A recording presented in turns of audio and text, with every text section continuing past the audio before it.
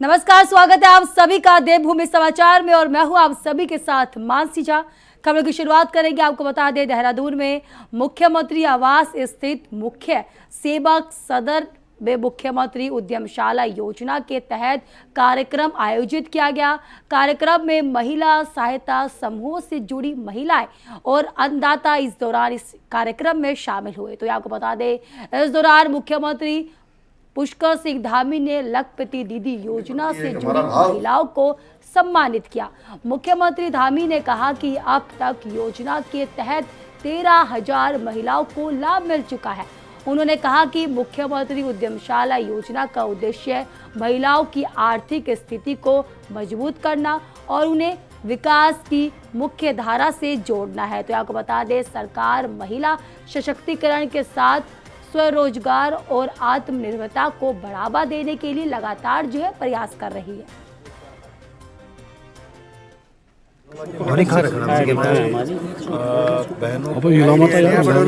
Camera पीछे करना भाई यार, आईडी पकड़ा दे किसी को। उत्पाद बना रही हैं। अबे भाई थोड़ा इधर लगा दो। अच्छी ट्रेनिंग मिले उनको, अच्छा बाजार मिले उनके उत्पादों को बेचने के लिए, उनको सही प्रकार से ऋण इत्यादि की व्यवस्था हो, अच्छी उनको ट्रेनिंग हो। मुख्यमंत्री उद्यमशाला के माध्यम से ऐसे काम किए जा रहे हैं जिसमें अभी तक 13,000 से भी अधिक लोगों को सीधे इसका लाभ मिला है। उनको ट्रेनिंग भी मिली है, उनको ऋण भी मिला है, इस क्षेत्र में काम करने का अवसर भी मिला है। हमारी बहनें 3 लाख से ज़्यादा आज राज्य के अंदर लखपति दीदी बन गई हैं। बहुत सारे युवा हमारे इस क्षेत्र में काम कर रहे हैं और इसका लाभ से 13 जिलों में आज मुख्यमंत्री उद्यमशाला के माध्यम से ऐसी चौपालें आयोजित की जा रही है। इसके पीछे हेतु है कि उन सभी को अवसर मिले, अधिक से अधिक जानकारी मिले और समाज के अंतिम छोर में रहने वाले व्यक्ति को इन योजनाओं की जानकारी हो, कैसे वो अपना काम शुरू कर सकते हैं। तो इस दिशा में ये चौपालें बहुत ही महत्वपूर्ण है और इसको आगे भी बढ़ाया जाएगा। अधिक से अधिक लोगों को लाभान्वित। वही नजर डालते अगली खबरों की बता दिया आपको, उत्तराखंड में वोटर लिस्ट के एसआईआर को लेकर सियासत तेज होती हुई नजर आ रही है। तो वही कांग्रेस ने आरोप लगाया कि एसआईआर के नाम पर जबरदस्ती उनके वोट काटे जा रहे हैं। तो ये आपको बता दें, बृहस्पतिवार को उत्तराखंड कांग्रेस कमेटी के द्वारा भारत निर्वाचन आयोग के बाहर धरना दिया गया था, जिसको लेकर मुख्यमंत्री पुष्कर सिंह धामी ने साफ तौर पर कहा कि कांग्रेस को लगता है कि देश की आज़ादी के बाद पहली बार ऐसी प्रक्रिया हो रही है। उन्होंने साफ किया है कि एसआईआर पूरी तरह चुनाव आयोग की गाइडलाइन के तहत हो रही है। तो वही आपको बता दें, सीएम पुष्कर सिंह धामी ने कहा कि वोटर लिस्ट का शुद्धिकरण फेयर तरीके से हो, इसलिए यह प्रक्रिया जरूरी है और अगर फेक व संदिग्ध वोट कट रहे हैं तो कांग्रेस और अन्य दलों को परेशानी नहीं होनी चाहिए। एसआईआर पूरे देश के अंदर एक साल जो चुनाव आयोग की प्रक्रिया है उस प्रक्रिया के तहत होता है और कोई देश की आज़ादी के बाद कांग्रेस वालों को ऐसा लग रहा है कि पहली बार एसआईआर हो रहा है। एसआईआर हमेशा होते रहे हैं, लेकिन इस बार जो एसआईआर की प्रक्रिया है, वोटर लिस्टों का शुद्धिकरण, वो शुद्धिकरण बिल्कुल फेयर तरीके से हो रहा है। उसमें चुनाव आयोग की जो गाइडलाइन है उसके आधार पर काम हो रहा है। अब फेक वोट अगर काटे जा रहे हैं, संदिग्ध लोगों की पहचान की जा रही है या जो लोग उन स्थानों पर नहीं रहते हैं, तो मुझे लगता है कि इसमें कांग्रेस पार्टी और अन्य पार्टी किसी को परेशानी नहीं होनी चाहिए। अगर उनको परेशानी हो रही है तो कहीं ना कहीं दूध में काला है, कहीं ना कहीं उनकी परेशानी का कोई कारण है, कोई जायज कारण होगा तो चुनाव आयोग उसका समाधान करेगा। वही नजर डालते अगली खबर की बता दिया आपको, रुड़की से खबर सामने आ रही है, जहां रुड़की के मंगलोर विधायक काजी को 2 अलग अलग अज्ञात नंबरों से वीडियो भेजकर जान से मारने की धमकी दिए जाने का मामला सामने आया है। धमकी मिलने के बाद विधायक ने एसएसपी हरिद्वार को मामले की जानकारी दी। तो आपको बता दें, इसके बाद मंगलोर पुलिस ने अज्ञात आरोपी के खिलाफ मुकदमा दर्ज कर जांच शुरू कर दी है। तो इस घटना के बाद सियासी गलियारों में हलचल तेज होती हुई नजर आ रही है। हालांकि अभी तक विधायक या पुलिस के किसी अधिकारी की ओर से आधिकारिक बयान सामने नहीं आया है। वही बता दें, रुड़की से खबर बता रहे हैं, जहां मंगलोर विधायक को जान से मारने की धमकी सामने आई है। 2 अलग अलग नंबरों से वीडियो भेजा गया। तो यहाँ आपको बता दें 2 अज्ञात नंबरों से ये वीडियो साझा किया गया है। पुलिस ने फिलहाल मामला दर्ज कर लिया है, मुकदमा दर्ज कर लिया है। धमकी से जो है पूरा सियासी गलियारों में हलचल पूरी तरीके से तेज होती हुई नजर आ रही है। वही बता दें पुलिस ने अज्ञात आरोपी के खिलाफ जो है मुकदमा दर्ज कर जांच शुरू कर दी है। घटना के बाद सियासी गलियारों में हलचल तेज हो गई है। हालांकि अभी तक विधायक या पुलिस के किसी अधिकारी की ओर से आधिकारिक बयान सामने नहीं आया है। वही इस खबर विस्तार से जानकारी देने के लिए रुड़की से हमारे संवाददाता नरेंद्र कुमार जुड़ चुके हैं। नरेंद्र, क्या कुछ अहम जानकारी सामने आ रही है?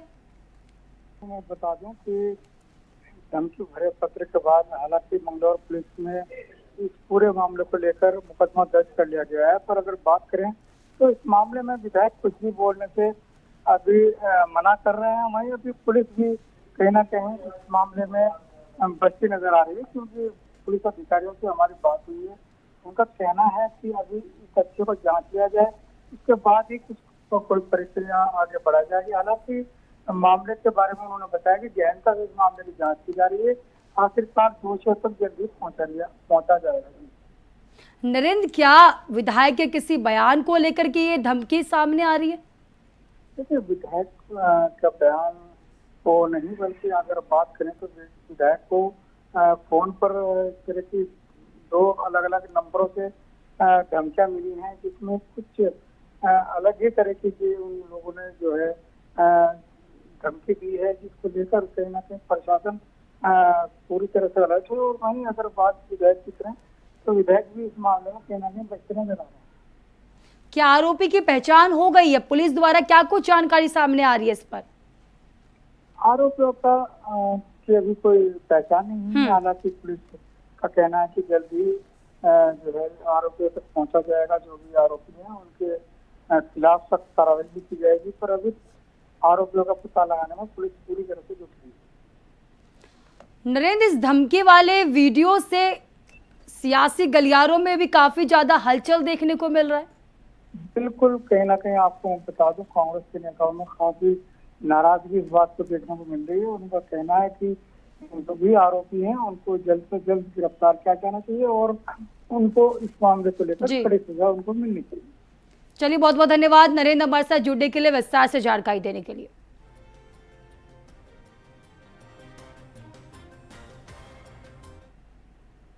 वही नजर आते अगली खबर की बता दी आपको, अल्मोड़ा में स्वच्छता व्यवस्था को और ज्यादा प्रभारी बनाने के लिए नगर निगम ने आधुनिक जेंटिंग वाहन का शुभारंभ किया है। आपको बता दें मेयर अजय वर्मा ने हरी झंडी दिखाकर वाहन को रवाना किया है। उन्होंने कहा कि नई तकनीक से लैस ये वाहन शहर की सफाई व्यवस्था को और ज़्यादा मजबूत करेगा। तो आपको बता दें जेटिंग वाहन से सक्रिय और गहरी नालियों में जमा कचरे और स्टील की परेशानी जो भी होती थी उस सारी परेशानियों से हल होगा। हुई आपको बता दें तकनीक से तेजी से सफाई की जा सकेगी। इसके अलावा सार्वजनिक शौचालयों की सफाई और भी तमाम तरीके की जो भी गंदगियां होंगी वो सारी सफाई इसके द्वारा हो जाएगी। आपको बता दें नालियों को खोलने में भी यह वाहन जो है काफी ज्यादा मददगार साबित होगा।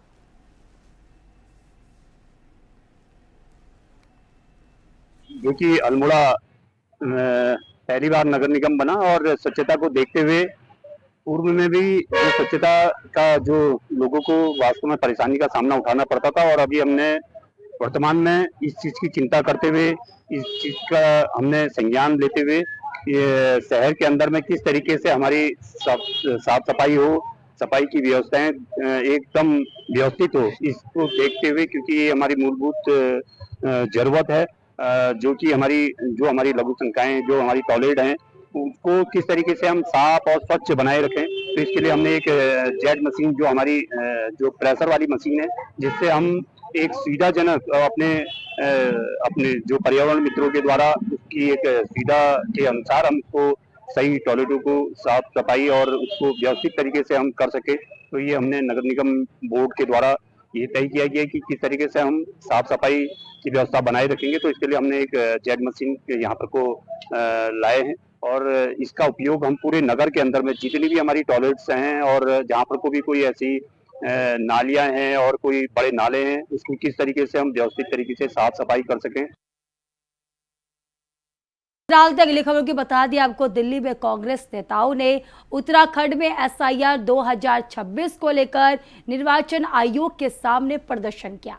प्रदेश प्रभारी कुमारी सैलजा के नेतृत्व में पहुंचे कांग्रेस प्रतिनिधि मंडल ने एसआईआर प्रक्रिया में गड़बड़ी के आरोप लगाए हैं। तो आपको बता दें, कांग्रेस का दावा है कि योग्य मतदाताओं के नाम गलत तरीके से मतदाता सूची से हटाए जा रहे हैं। तो वही बता दें आपको, पार्टी ने साफ तौर पर कहा कि कई लोगों को उनके पत्ते पर अनुपस्थितियां बताया जा रहा है, जबकि कुछ युवाओं को मृत घोषित कर दिया गया है। कांग्रेस ने साफ तौर पर यह भी आरोप लगाया कि एक ही व्यक्ति बार बार नाम हटाने की शिकायत कर रहा है। पार्टी ने मामले की सटीक जांच की मांग उठाई है।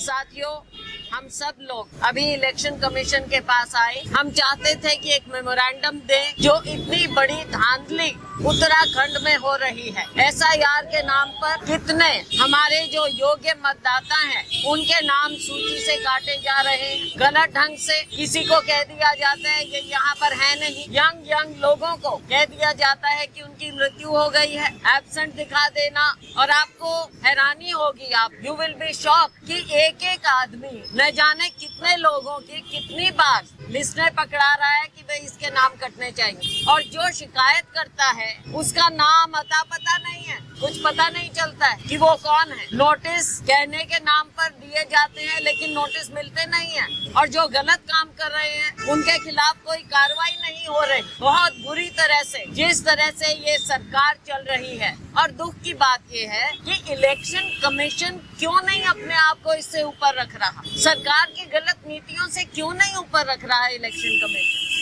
हमने हमेशा सीखा है इलेक्शन कमीशन का आदर करना। हमारी सरकार थी, हमारी सरकार में इलेक्शन कमीशन का एक रुतबा होता था, और इलेक्शन कमीशन अगर कहीं कुछ गलत होता था, चाहे कोई सत्ता पक्ष हो चाहे कोई हो, उस गलत काम को नहीं होने देते थे। और हर एक की शिकायत, एक एक नागरिक की शिकायत कि लोकतंत्र में अहमियत है, हर नागरिक के अधिकार की अहमियत है हमारे संविधान के मुताबिक। लेकिन इस संविधान में ना इस सरकार का विश्वास है, ना ही जो संवैधानिक संस्थाएं हैं इनकी धज्जियां उड़ रही हैं, ना इनका विश्वास है। खबर नैनीताल से है, जहां आपको बता दें, उत्तराखंड में सिंचाई विभाग के असिस्टेंट इंजीनियर ललित मोहन कश्यप ने बताया कि जल स्तर को नियंत्रित करने और ओवरफ्लो रोकने के लिए गेट खोलने के नियम तय किए गए हैं। उन्होंने साफ तौर पर कहा कि पानी का स्तर निर्धारित सीमा तक पहुंच गया था, जिसके बाद स्थिति को नियंत्रित करने के लिए गेट खोले गए हैं। विभाग लगातार जो है जल स्तर पर नजर रख रहा है और नियमों के अनुसार गेट संचालित किए जा रहे हैं। मेरे कार्य क्षेत्र में जो है नैनी झील संरक्षण वगैरह आता है। हमारे गेट को खोलने के लिए रेगुलेशन निर्धारित है, ताकि लेवल के हिसाब से गेट संचालित किए जाते हैं, ताकि ओवरफ्लो वगैरह ऐसी कोई स्थिति ना बने। तो क्योंकि अत्यधिक वर्षा का अलर्ट रहा है, बहुत ज़्यादा बारिश भी हुई है, इसलिए जो है, और हम अपने तो हमारा नॉर्म्स के हिसाब से गेट का लेवल है वो हम अचीव कर चुके थे, तो उसको रेगुलेट करने के लिए हमने अपने गेटों को 3 गेट खोले गए हैं। हमारा जो 15 अगस्त का है सर, 86.5 फीट हमारा मेंटेन होना चाहिए, जबकि हमारा 86 से प्लस हो गया था, उसी को रेगुलेट करने के लिए हमारा गेट चलाया गया है। बारिश पिछले साल से 43 mm ज़्यादा है, लास्ट ईयर 1522 mm हुई थी, जबकि इस साल 1565 आज की तारीख में रिकॉर्ड कर ली गई है, और आगे भी वर्षा की संभावना है, बनी हुई है। तो ये अपने गेटों को रेगुलर करके जो है लेवल को मेंटेन करेंगे, एक्सेस वाटर जो है निकाल दिया जाएगा। वही नजर डालते अगली खबरों की बता दें आपको, नैनीताल के एडीएम विवेक राय ने एसआईआर प्रक्रिया को लेकर साफ तौर पर कहा कि पिछले 5-6 महीनों में लोगों के बीच समय समय पर घबराहट की स्थिति बनी है। तो आपको बता दें, प्री एसआईआर और एसआईआर के दौरान फॉर्म से जुड़ी परेशानियों और वोटर लिस्ट में गड़बड़ियों को लेकर के लोगों ने चिंता जताई है। उन्होंने कहा कि प्रशासन ने जनता की समस्याओं का समाधान किया और बीएलओ और BLO-2 के हस्ताक्षर से सबूत को जुटाए, और आपको बता दें त्रुटियों को ठीक किया गया। वही आपको बता दें, जो भी परेशानी थी उन सारी परेशानियों का सामना किया। एसआईआर को लेकर के बीच बीच में लोगों को पैनिक की पोजीशन आई है। जैसा कि आप शुरू से देख रहे हैं, पिछले 5-6 महीने से प्रक्रिया चल रही है, प्री एसआईआर, एसआईआर। तो ड्यूरिंग प्री एसआईआर भी लोग परेशान हुए, एसआईआर के दौरान भी जो है इन्यूमरेशन फॉर्म्स गए तो लोग परेशान हुए। एनामलीज की जो पोजीशन थी उस पर भी लोग परेशान हुए, लेकिन हर परेशानी की, जनता की हर परेशानी का हमने सलूशन दिया। एनामलीज को हमने केवल BLO और BLA 2 के हस्ताक्षरों से ठीक कराया। लोगों को समझ में आया कि मेरे नामों में अंतर हुआ है, मेरे उपनाम में अंतर हुआ है या मात्रात्मक त्रुटियां हुई हैं, तो उसको ठीक करके निर्वाचक नामावली को अद्यतन किया जाना है। वर्तमान में जो आप कह रहे हैं वो समस्या ये आई है कि दावे और आपत्ति का दौर चल रहा है। दावे करना, आपत्ति जताना भी लोगों का अधिकार है, लेकिन उस दावे आपत्ति मात्र से न तो किसी का नाम जुड़ जाएगा न तो किसी का नाम कट जाएगा। इसलिए बिल्कुल परेशान होने की आवश्यकता नहीं है। दावे आपत्तियों पे सुनवाई होगी। सुनवाई के समय अपने साक्ष्यों के साथ, अपने कथनों के साथ उपस्थित होकर के अपने को साबित करना है, उसके आधार पर निर्णय लिया जाएगा।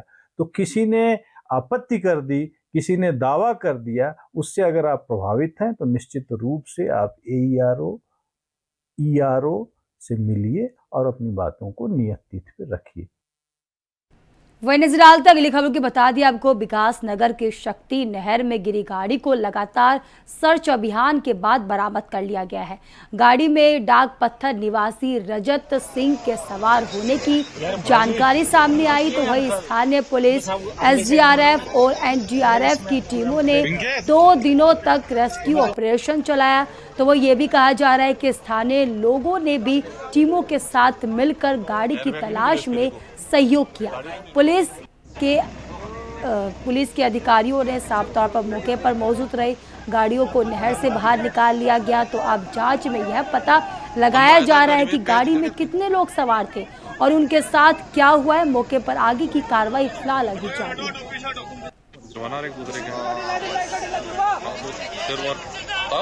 थोड़ा फायदा सर ऊपर को देख के उठाना, सभी वरना कौन हमारा। वही नजर डालते अगली खबर की बता दें, देहरादून के पटेल नगर क्षेत्र में फायरिंग के मामले में पुलिस ने एक आरोपी को गिरफ्तार किया है। पुलिस के अनुसार कार में सवार युवक पर दोपहर में फायरिंग की गई, जिसमें सालिम नाम का युवक गंभीर रूप से घायल बताया जा रहा है।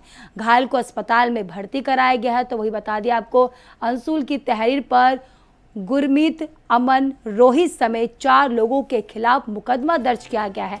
पुलिस ने संघ चेकिंग के दौरान नया गांव में आरोपी रोहित को गिरफ्तार किया है। उसके पास से घटना में इस्तेमाल कार भी बरामद हुई है। पुलिस का कहना है कि कॉलेज के पुराने विवाद को लेकर यह फायरिंग की गई थी। आज सांय को थाना पटेल नगर पर एक सूचना प्राप्त हुई थी कि पटेल नगर में जो ITS कॉलेज वाली रोड है, वहाँ 2 गुटों में जो है कुछ मारपीट और फायरिंग की घटना हुई है। तत्काल पुलिस द्वारा मौके पर वहाँ पहुँचकर छानबीन की गई। इस बीच जो एक व्यक्ति जिसको कि फायरिंग में गोली लगने की सूचना प्राप्त हुई थी, उसको महंत इंद्रेश अस्पताल में भर्ती किया गया, जो अब उसकी हालत जो है खतरे से बाहर है और वो उपचाराधीन है। और अधिक जानकारी करने पर यह पता चला कि जो पीड़ित है वो साहिल नाम का व्यक्ति है। उसका जो है जो दूसरा पक्ष था वो गुरमीत और उसके साथी, उनके द्वारा पहले से ही कुछ वाद विवाद चला रहा था। आज भी उन दोनों पक्षों के बीच जो है फ़ोन पर हॉट टॉक्स हुई और इसी बीच गुरमीत अपने साथियों के साथ ITS कॉलेज रोड पर पहुंचा, जहां के पीड़ित अपने साथियों के साथ मौजूद था। वहां भी दोनों पक्षों में जो है बहस और गर्मा गर्माई हुई। इसी बीच गुरमीत के द्वारा जो है वहाँ फायर किया गया और जब जो अक्यूज्ड है वहाँ से फायर करने के बाद भाग निकले।